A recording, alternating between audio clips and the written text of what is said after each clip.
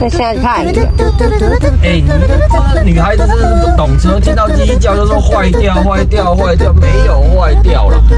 我先跟大家解释一下，高摩擦力系数的来鳞片哦，通常里面都会有所谓的金属成分，你看就是大概就是这个声音。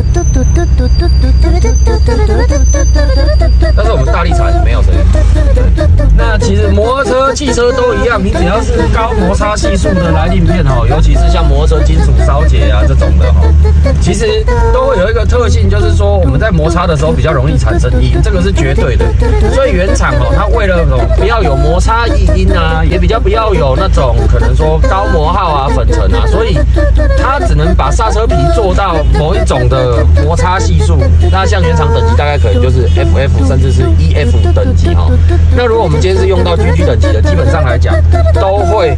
比较容易有轻刹车哈，或者是我们在滑行的时候刹车带着的时候会有异音。为什么？因为它没有完全的贴上去。当我们今天是大力一点把它夹上去的时候，异音又会消失。